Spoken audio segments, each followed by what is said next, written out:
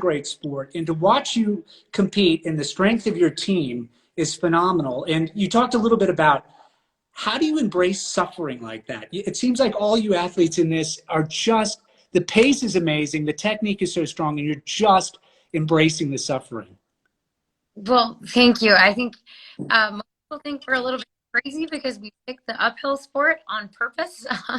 But I think that's what makes it so exciting, because you can see it in people's faces when they're racing. They're just, we like to call it the pain cave, and you just sort of dig deep and you just have to figure out how to get the most out of your body. And for me, that's one of the coolest things about the sport, because there's so many elements you cannot control, but you can control the effort that you put on the snow. Like every time, that's one thing you can do, is make sure that when you cross that finish line, you can look back on your race and go, wow, I just gave that everything I had and I am smoked right now. And that's such a good feeling. And so for me, even when it is really hard in a race, knowing that, you know, in a relay, for example, my teammates are counting on me and they're waiting for me at that finish line, and I give it every single ounce of energy that I have in my body. That's a good feeling, because then you know that, you know, you can look back on the race and regrets. And with the relay race, it's such an important race, and it's one of those iconic events, and you guys have been there knocking on the door so much, right? You're so close to breakthrough. You got an Olympic year coming up. What do you take away from yesterday's race on what you need to do to improve, to get on the podium? I think it's just a matter of time before you do. It's getting the right time, the right day for you guys to make that happen. But what are you doing after the race? How are you debriefing and getting your goals and things set up for the next one?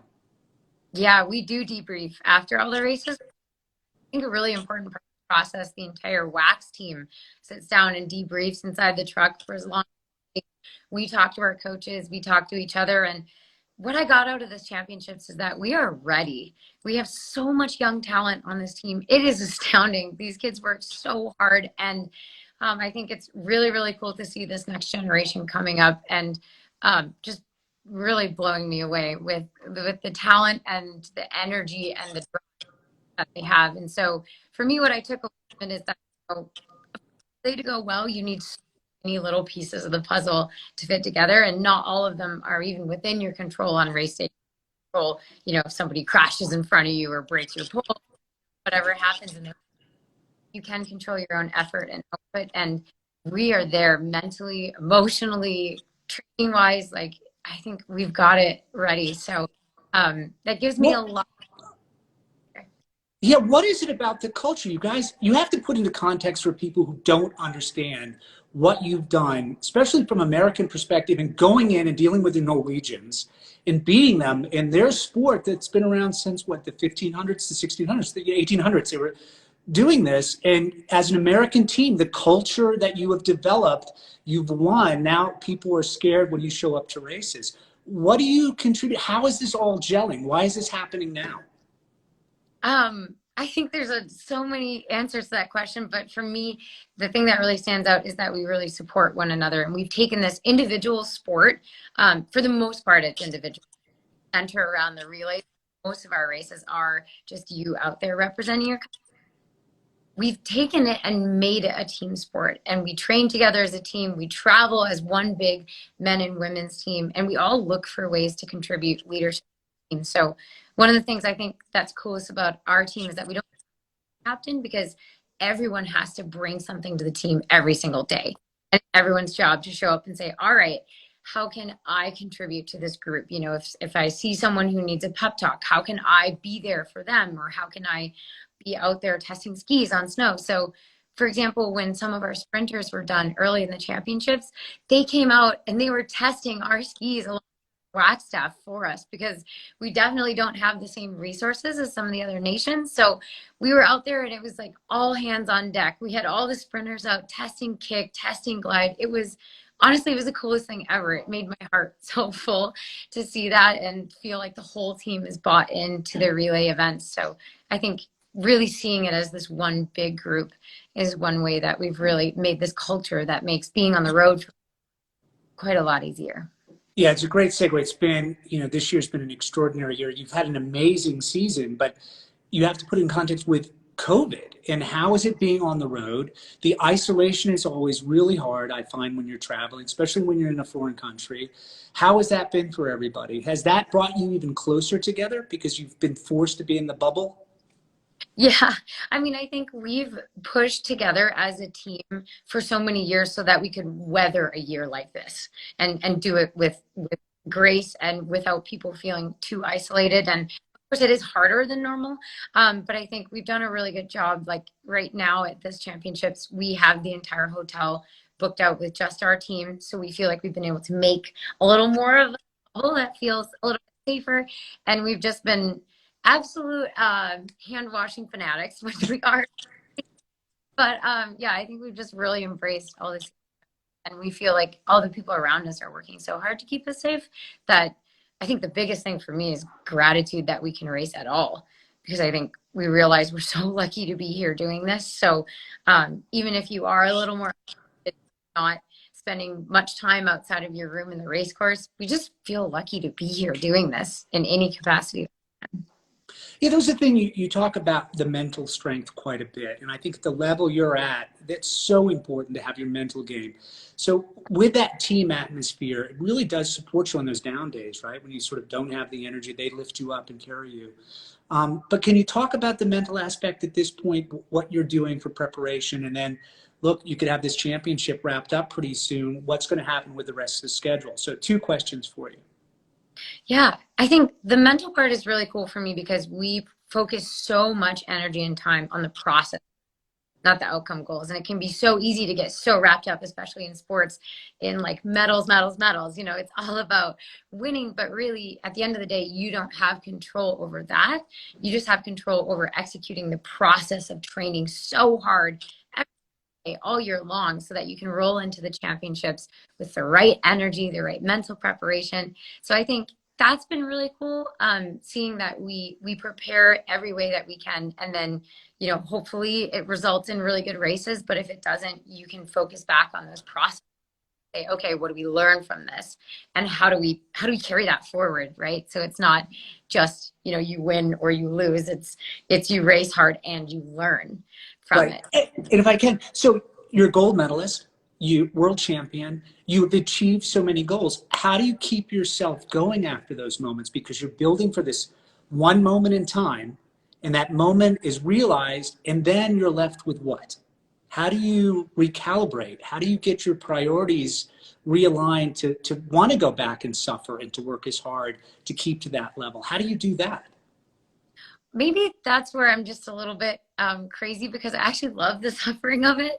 I Uh-huh. love the process of trying so hard every day. And I think that's what's so exciting, is because if you come into this sport, with the goal being only a medal, I think you're going to be really disappointed, because the medal ceremony is amazing, but it lasts 10 minutes and then that's it. And you're not any happier for the rest of your life. Like, you don't get a free pass for the rest of your life. You still have to be a good person and try so hard every feel like you've worked towards something. So I think for me, what keeps me coming back over and over is there's always something that I'm going to be working on. And there's always some element of technique, or, the way I take the downhill in a race, where I'm just like, I want to do this like Michaela Schifrin on my skinny little country skis, there's something that I'm always working on, and I'm never going to feel like I've totally nailed it. And that's what's so cool about this sport. You're never going to feel like, I've checked everything off, now I'm perfect. Like, there's always something to work on, whether or not it's medals. And how do you translate that, all what you're learning through sport? You've transcended your sport. You're in a whole different place. How does that affect you in your life? All the lessons that you've learned through competing, and how can we, as fans of the sport and, amateur competitors and things like that, how do we apply that to our daily life? I guess what I've learned is to really be focused on that process. So Process is the product.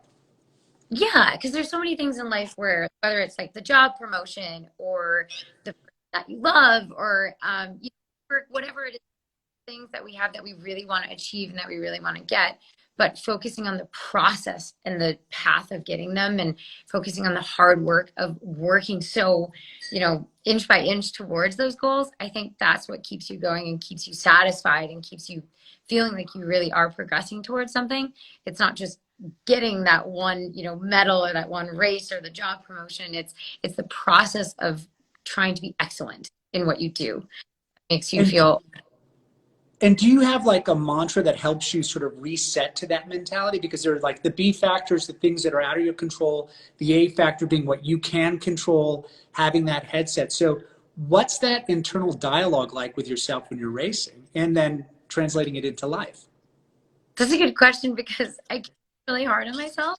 I put a lot of pressure on myself, and it's easy to focus on the process, but then when you feel like you come into a championship and everyone's looking at you going, okay, win a medal, it's hard to keep that focus a little bit more narrow on what you can say. So for me, what I say to myself, like before the race, is like, how do I want to feel at the finish? Like, I want to cross that line knowing without a single doubt that I could not any harder.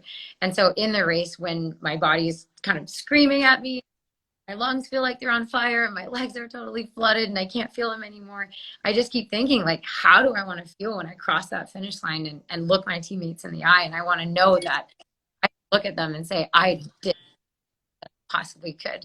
And then I know they're going to be proud of me no matter what. So that's kind of the thought process that's going on there. Right. And then now where are you getting inspiration right now? What are the things that are inspiring you? Where are you finding a place to replenish your energies outside the sport? Do you want to see them right now? Yeah. The team. So can you tell us take us around the room and tell us and introduce us to the team, because you said it earlier and it's really important, and the success has been because of this amazing team you have around you. So let's meet. Yeah, this is where I get all my energy. So this is our head coach, Chris Grover. Hi, nice to meet you. Hey, Coach. And he's our program director too. You've got a lot of fans, and my wife and my 2 daughters at home, so they're going to be thrilled that we're having a face-to-face right now. Well, I'm a big fan of yours and what you've done with the team and the motivation that you provided and the support you've given them. It's been so much fun to watch the racing here in America this year. Really inspiring. So great job, Coach. Well, thank you, and thanks for tuning in and supporting us and cheering everybody on. And there are a lot of young athletes that are listening to this and young people. How would you recommend them get started into racing or just getting out and enjoying this amazing sport? Yeah, I mean, the cool thing about our sport is it's so accessible. It's just easy there's so many places in the U.S. with good snow. It's easy to get out there and play in the snow. And so that's the first step, is having fun outdoors with your friends, playing on snow, and just taking advantage of the incredible winter weather that we have in the United States. So that's step one. And if you enjoy playing, then there's lots of steps beyond that to go to. And one more question for you. How proud are you of what you've achieved this year with the team and, beating the Norwegians on their home soil and being in Europe and doing this, isn't it? It's a huge achievement.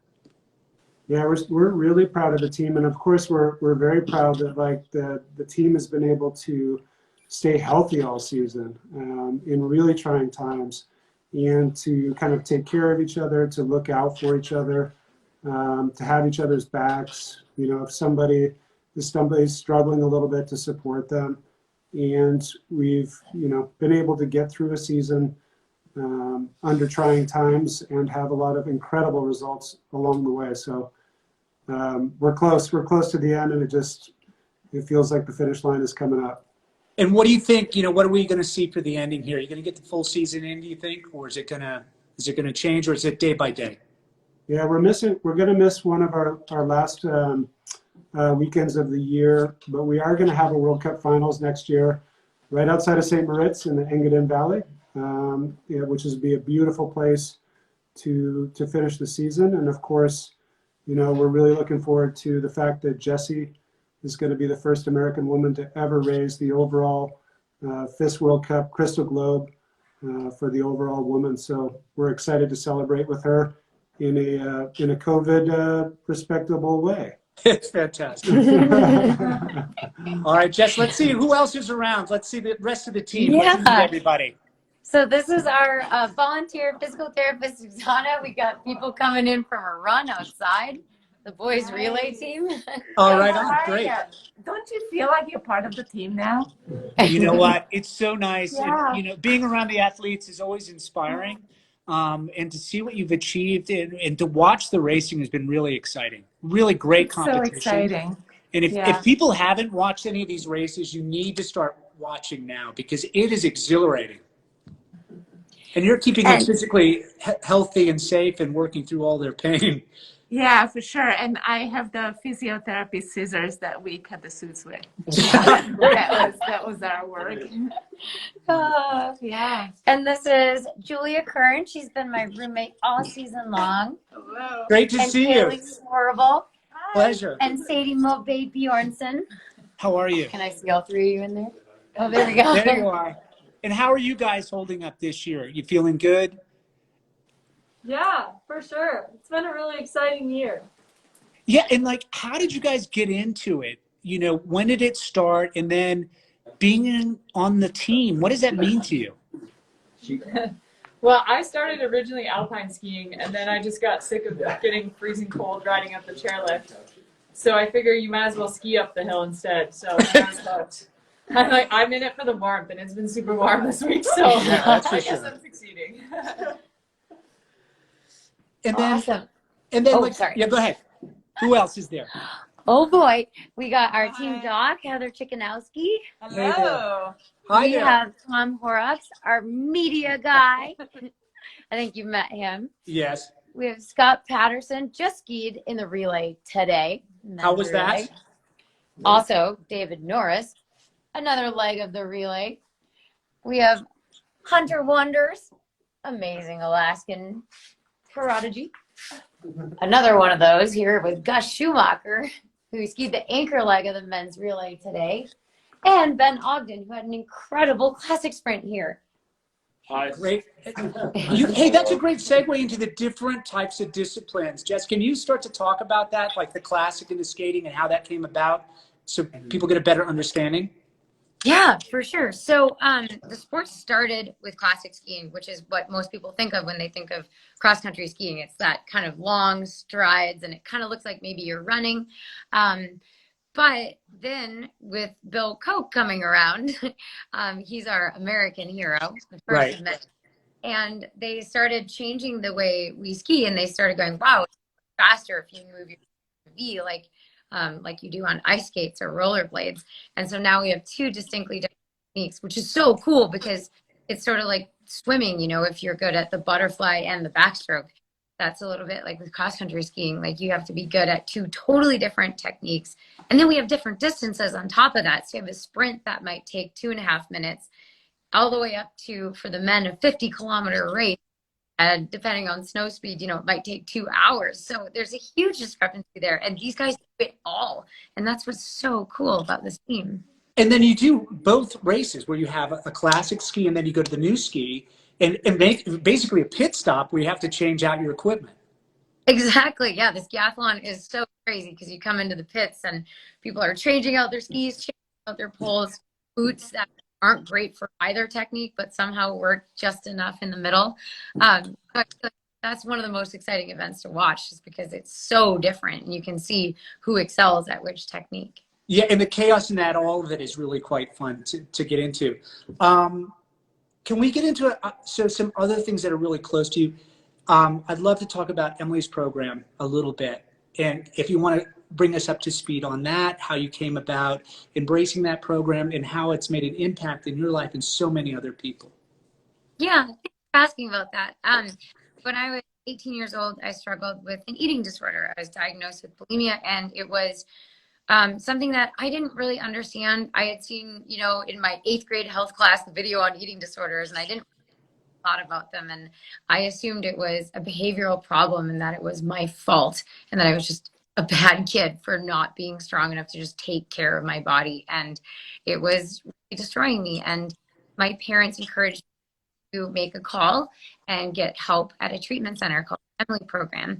And they're nationwide. And the one I went to was in the Twin Cities in Minnesota. And it absolutely saved my life, literally, but also in all the ways that also matter because I learned how to take care of myself and value myself and stop trying to be perfect all the time.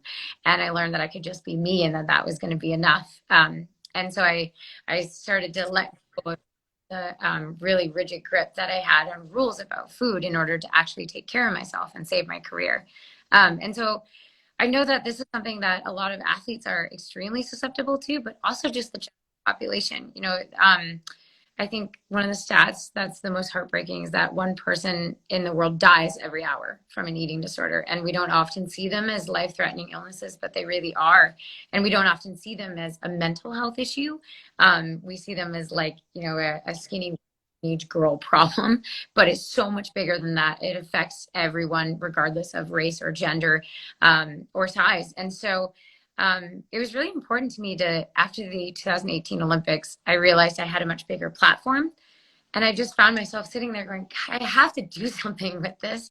Like, I can't end my career and look back and realize like I didn't do anything that mattered when I had the chance and when I had the time. And so that's a little bit of the same approach that I have in racing. Like, I want to cross the finish line and look back and go, wow, I used this chance and I gave it my all.